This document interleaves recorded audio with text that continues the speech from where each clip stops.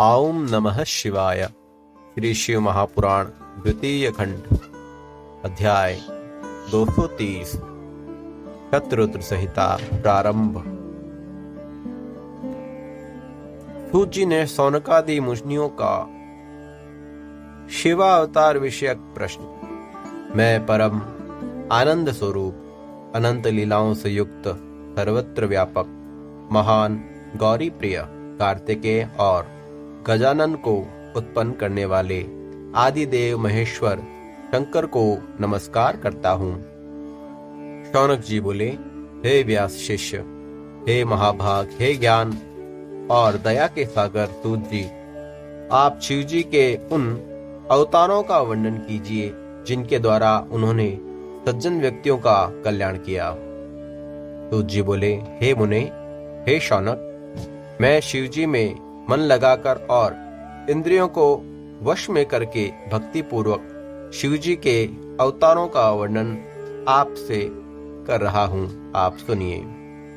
हे मुने, पूर्व काल में इसी बात को सनत कुमार जी ने शिव स्वरूप तथा सत्पुरुषों की रक्षा करने में समर्थ नंदीश्वर से पूछा था।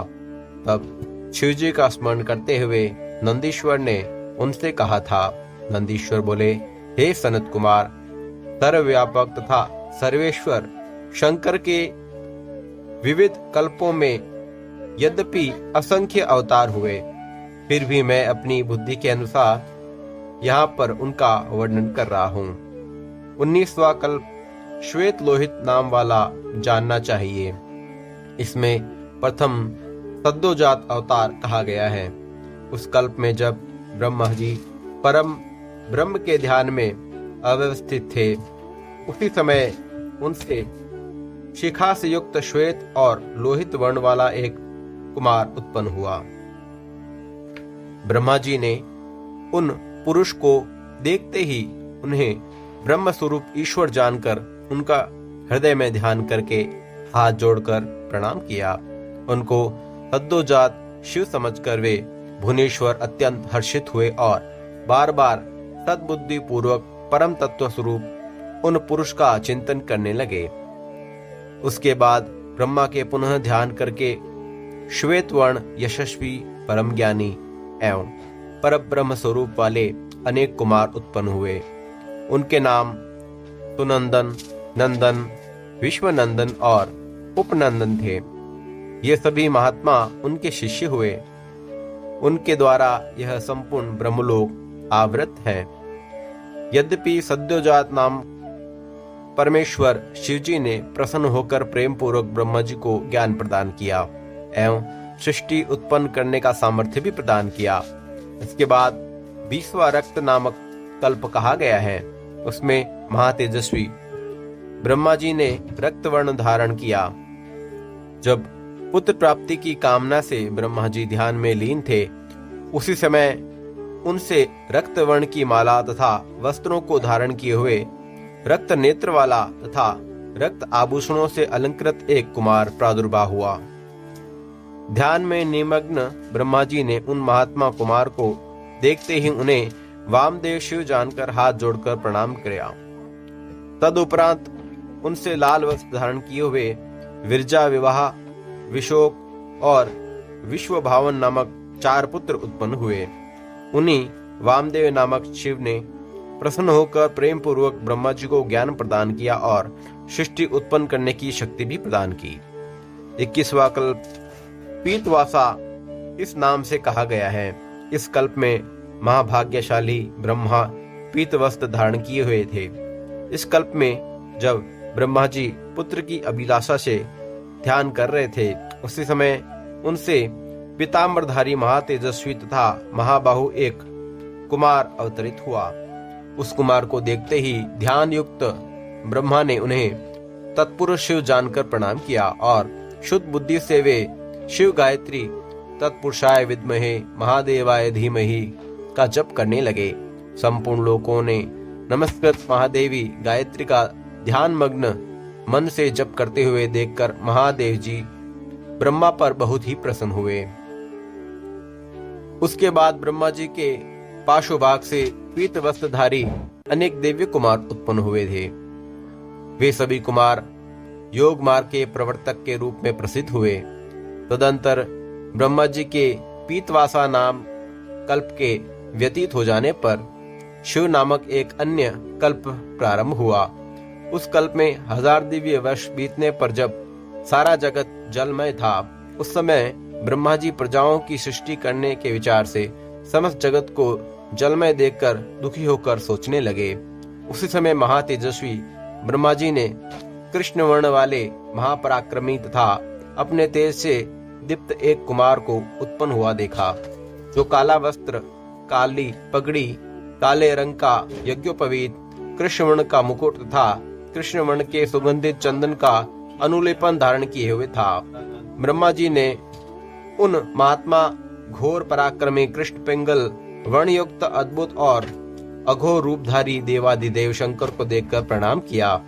इसके बाद ब्रह्मा जी घोर स्वरूप पर ब्रह्म का ध्यान करने लगे और उन भक्त वत्सल तथा अविनाशी अघोर की प्रिय वचनों से स्तुति करने लगे। तत्पश्चात ब्रह्मा जी के पार्श्वभाग से कृष्ण सुगंधानुलेपन से लिप्त कृष्ण वर्ण के 4 महात्मा उत्पन्न हुए। कृष्ण, कृष्णशिख, कृष्णास्य, कृष्णकंटकधृत। इस प्रकार के अव्यक्त नाम वाले वे परम तेजस्वी, संपन्न तथा शिव स्वरूप थे। इस प्रकार के उन महात्माओं ने ब्रह्मा जी को सृष्टि करने के लिए घोर अघोर नामक अत्यंत अद्भुत योग मार्ग का उपदेश दिया।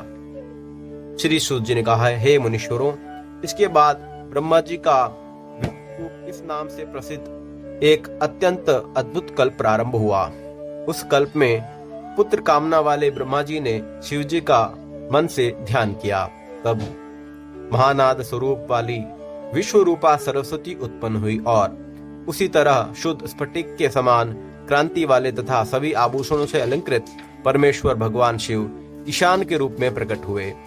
ब्रह्मा जी ने अजन्मा, विभु, सर्वगामी, सब कुछ देने वाले, सर्वस्वरूप, रूपवान एवं रूप रहित उन ईशान को देखकर प्रणाम किया।